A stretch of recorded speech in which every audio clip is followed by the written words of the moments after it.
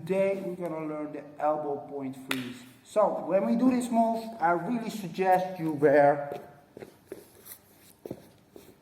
elbow pads when you practice. So when you go to a breakdance jam and you want to throw this move in a battle, it's fine to not wear it.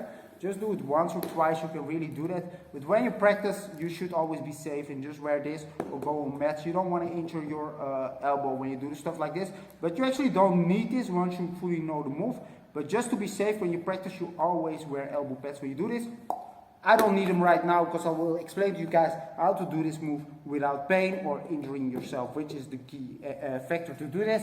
So it's called elbow point freeze because a normal elbow freeze actually on your lower arm. We call it elbow freeze right in break, but it's actually more like a forearm freeze because you go on the arm like this, right? And you stand there for a little bit. You're just standing on that arm in whatever freeze you like. So that's that move. But the elbow point freeze is kind of similar in a way, but you actually stand. Well, I will explain it, but you're not really on the point, but it looks like you're standing on the point of your elbow when you do a freeze, right?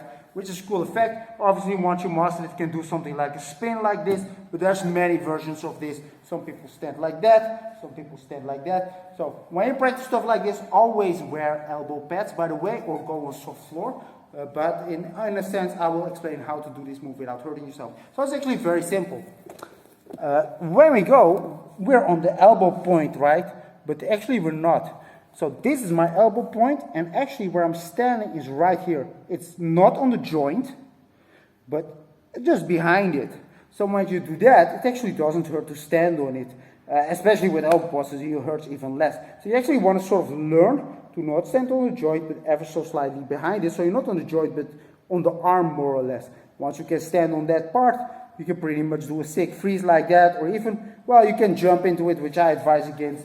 But once you figure it out, it's really not that hard to use this move. But you don't overdo it with practicing this move, because you don't have to. Once you master an elbow freeze, all you have to basically do sort of the same thing, but go on that spot just behind your elbow point, right? So don't go on the joint itself. Well, it might go right 500 times, but just that one time when it goes wrong, you might get bursitis on your elbows, and trust me, you don't want that. So let's do that little freeze, and when you want to hold this freeze, you sort of have to push yourself up all the time. This is for every freeze sort of the same. Normally you work, but this freeze is more about holding it 2-3 seconds, right? Or holding that position, and the balance comes from pushing your body up the whole time. But because you're not on the elbow joint but just behind it, you can actually quite easily do it. But normally you wear elbow pads when you do stuff like this. So from here I push, right? Hold that freeze for 1 second or so I can actually make a clear movement like that. I also do like some weird shit like elbow air flare like this, but there's many versions of this where you stand like that or on the back or something like that. There's so many versions where actually people go on their arm like that, and then people think they're actually on the joint. Maybe some people do it like that, but it's actually not safe. You want to go ever so slightly behind. You can easily do something like this or even spin like that. But like I said, wear elbow pads, go on soft floor when you practice something like this. Don't injure yourself in practice, right? The only reason you might do it without is when you do a battle or maybe a cipher with people and you want to really represent and just do it raw. Then you can do it once or twice, right? Don't overdo it with crazy moves like this. See you next time.